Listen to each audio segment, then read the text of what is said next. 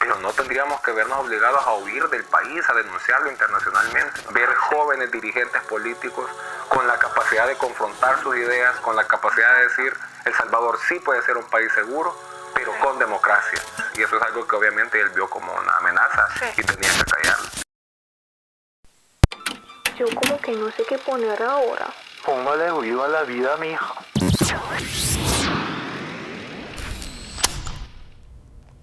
En este momento nos encontramos en un centro de acogida para personas, migrantes y defensoras de derechos humanos. Aquí está conmigo Ramiro Navas, quien antes de venir a España fue candidato a la alcaldía de San Salvador.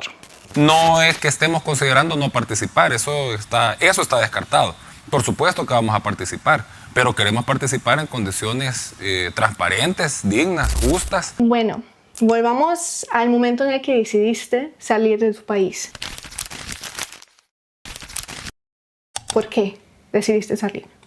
Bueno, hay que decir que El Salvador es un país que durante toda su historia ha estado afectado por mucha violencia. Dentro de la región latinoamericana esa ha sido la regla de nuestros países, ¿no? Y particularmente en mi país vivió un proceso político complicado en el siglo pasado que terminó en 1992 con los acuerdos de paz. Desde entonces había un ambiente de democracia, un ambiente de alternancia política, de tolerancia. Y toda esa situación en la que toda una generación creció, no fue el único país que conocimos.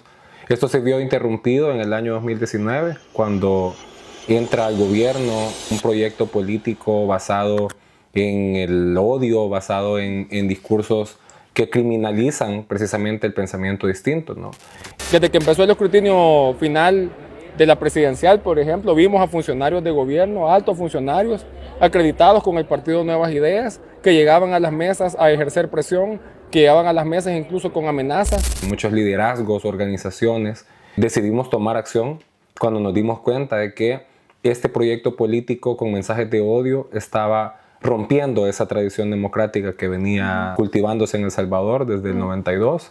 Yo decidí, yo desde mi juventud formé parte de organizaciones, movimientos juveniles, movimientos sociales, pero en el año 2020 tomé la decisión de incorporarme en un partido político, un partido progresista, que tenía como propósito construir una alternativa que fuera diferente tanto a los partidos tradicionales del pasado como a este proyecto autoritario que representaba Bukele, ¿no? Me incorporé en este partido en nuestro tiempo como su responsable de organización. Yo tenía la responsabilidad de conducir la estructura territorial del partido y empezamos a trabajar pronto en construir una amplia alianza opositora y por la democracia, ¿no? Una alianza que incorporara partidos políticos, una alianza que incorporara movimientos sociales y ciudadanos.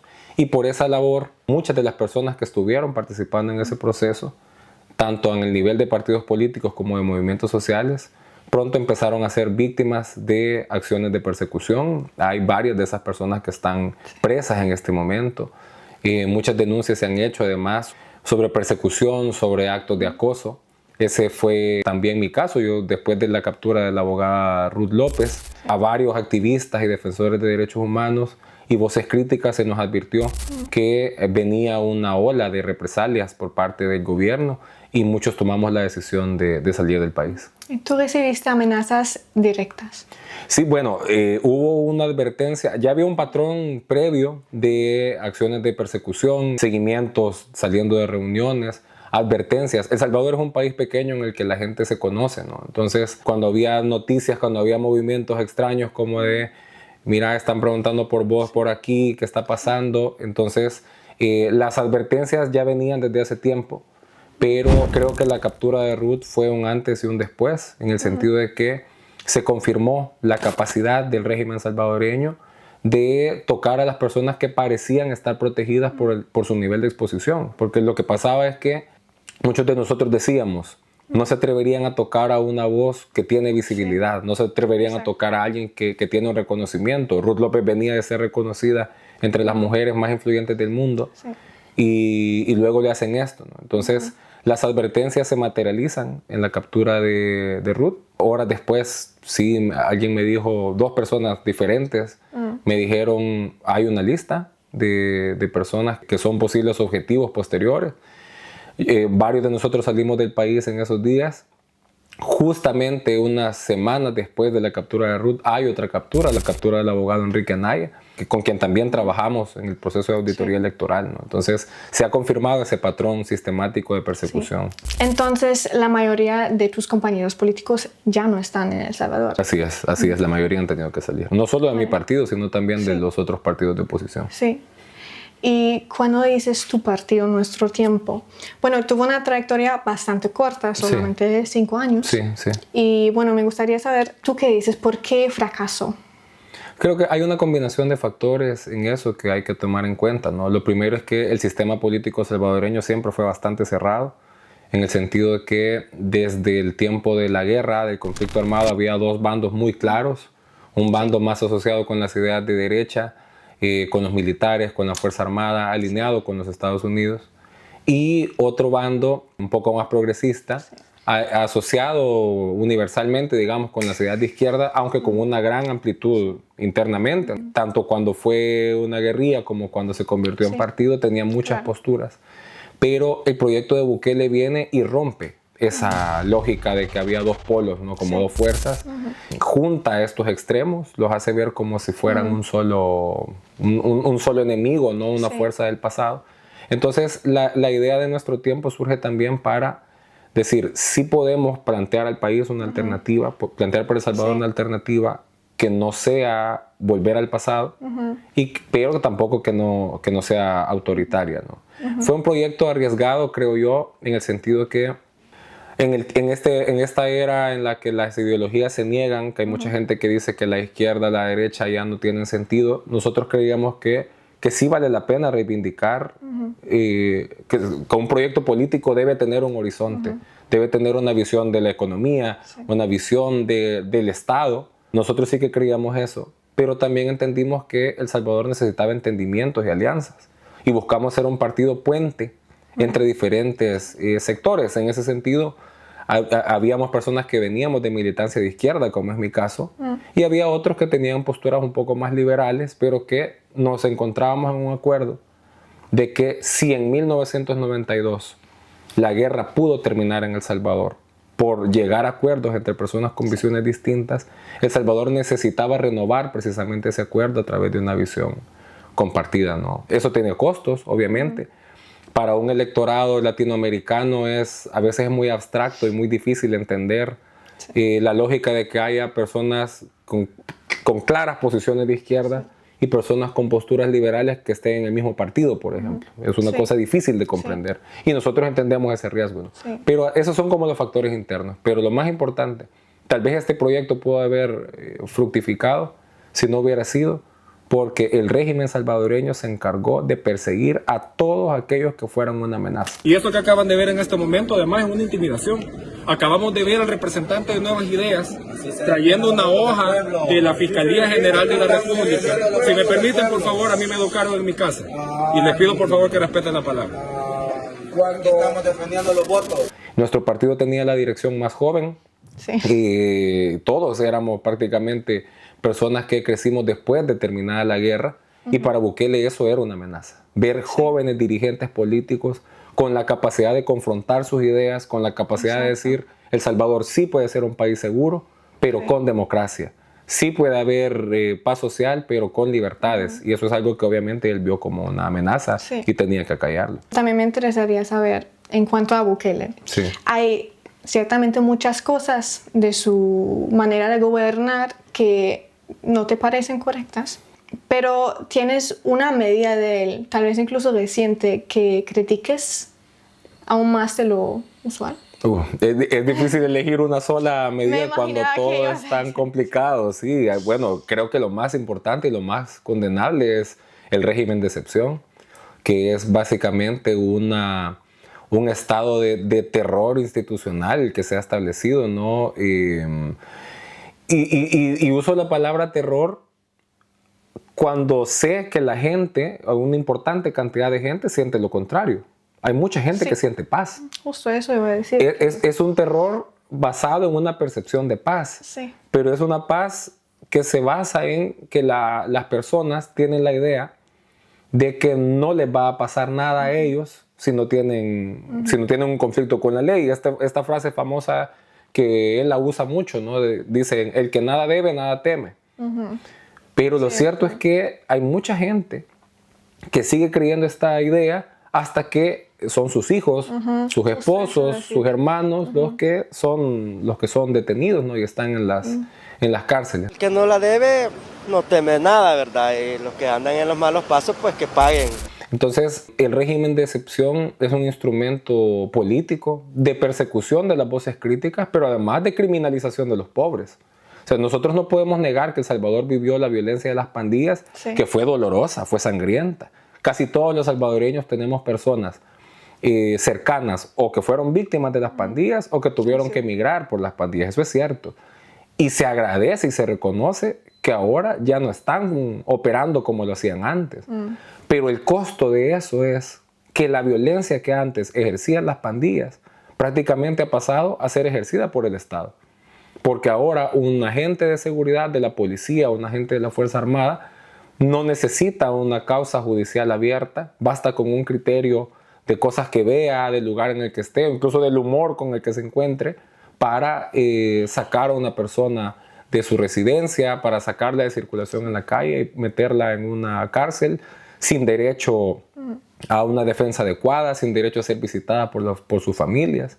Entonces, dentro de todo, creo que todo el proyecto de Bukele gira alrededor del régimen de excepción. Luego vienen más cosas, su reforma electoral inconstitucional con la que se reeligió, su modificación de las reglas electorales, sus casos de corrupción que están investigados internacionalmente, ¿no? Y en mi caso, que fui candidato a la alcaldía de la capital, creo que una de las cosas más importantes es que el modelo Bukele en lo económico se basa en el desplazamiento, se basa en la gentrificación. Lo que él busca es desplazar a las personas más pobres de manera sistemática, pero también de manera violenta, ¿no? Mandándoles agentes de seguridad para que los repriman y para que en los espacios que los más pobres dejan libres puedan llegar personas y grupos adinerados a poner sus negocios y cambiar esa dinámica, ¿no? Esa es una lógica perversa que genera más pobreza, más exclusión y al final genera más violencia. Según lo que dice el gobierno de El Salvador, la mayoría de la población está a favor de todo esto. Sí. ¿Por qué? Yo creo que hay una importante cantidad de gente que está a favor del gobierno, pero creo que no es tanta como Bukele dice. Y estoy convencido también de que no hay otra fuerza que tenga el nivel de apoyo que tiene él. Eso también es real. Hay un importante nivel de descontento que está huérfano, que es, o sea, no nos gusta lo que él está haciendo, pero no hay ninguna otra alternativa. No quieren volver al pasado con los partidos tradicionales y los partidos nuevos no fuimos capaces de convencerlos de que había una opción distinta. ¿Y Bukele por qué fue capaz? Fue capaz porque encontró las palabras correctas para identificar el duelo y el dolor que sentía el pueblo salvadoreño después de tantos años de políticas fracasadas de los gobiernos anteriores, además de las fuerzas que estaban vinculadas con la guerra. Bukele se planteó como la superación de los bandos de la guerra. Aunque ya para 2019 muchos estábamos claros de que no era una alternativa, yo creo que Bukele tuvo la oportunidad para impulsar una restauración del Salvador con la popularidad que tuvo, hacer una profunda transformación del Estado. Y creo que quienes no coincidíamos con él, a lo sumo nos estuviéramos quejando como en cualquier democracia por algunas cuestiones puntuales de sus proyectos, de sus políticas, pero no tendríamos que vernos obligados a huir del país, a denunciarlo internacionalmente, ¿no? Pudo usar su popularidad para hacer una transformación profunda a beneficio de la gente y lo que hizo fue cooptar, tomarse todo el poder para enriquecer a los suyos, ¿no? Entonces es una situación complicada porque nosotros no podemos negar el dolor que traía arrastrando durante décadas el pueblo salvadoreño, por años. El dolor de la dictadura militar, el dolor de la guerra, el dolor de las pandillas. Ahora sienten un pequeño alivio. El problema va a ser qué ocurra cuando se despierte de este sueño, de esta luna de miel, como decimos allá, y entre la fase de encontrarse con el verdadero rostro de este régimen, cuando ya el régimen tenga todo el poder tomado y sea mucho más difícil expresar un descontento. Bueno, tú ya no estás allá, Pero ¿tú sí crees que uno puede hacer política desde fuera del país, como es tu caso en este momento? Lo estamos intentando y hay experiencias de otros pueblos hermanos que nos dicen que es posible, pero es difícil. No es la primera vez que a los salvadoreños nos toca intentar construir alternativas desde el exilio. Hace medio siglo era lo mismo para el tiempo de la guerra. Mi generación no lo vivió, pero somos hijos y nietos de quienes sí lo hicieron. Hemos crecido escuchando esas historias. Pero quizás la diferencia entre el momento que vivió El Salvador el siglo pasado, 70s, 80s, y es que en el siglo pasado en El Salvador había una fuerza grande, organizada, masiva, que recibía, digamos, el beneficio, el impacto de lo que podrían hacer los salvadoreños exiliados. Ahora no es el caso. Y los actores democráticos, el movimiento social, los partidos políticos están muy debilitados en El Salvador y siguen luchando. Sí. Yo no creo que corresponda liderar la lucha democrática salvadoreña desde fuera, pero estoy seguro que quienes hemos salido tenemos una responsabilidad y tenemos que hacer todo lo que podamos por fortalecer ese proceso, ¿no? Y creo que en lo que más se puede aportar, que es, yo creo, la tarea más importante y la más necesaria, y en la que estamos más atrasados los demócratas salvadoreños y los progresistas salvadoreños, es en demostrarle a la gente, decirle a la gente, si hay un país en que se puede vivir con seguridad y con libertades y con justicia al mismo tiempo. Se puede reconocer los derechos humanos. Tenemos que romper esa idea de que los derechos humanos son contrarios al orden y a la paz, que es lo que está vendiendo la ultraderecha en todo el mundo. Y lo mismo que están haciendo otras administraciones, han asumido esa idea de que los derechos humanos son un atraso contra la seguridad y contra el orden, y no es cierto. La forma más perfecta, la forma más evolucionada de un orden social es precisamente el respeto íntegro de los derechos de todas las personas y recuperar además el sentido de colectividad. Sí. Creo que los años 90 le dejaron al mundo una herencia terrible porque nos hicieron asumir esta lógica de sálvese quien pueda, de cada quien tiene que resolver por sí mismo y si al que está al lado le está yendo mal, pues será su problema porque yo me voy a cuidar a mí. Sí.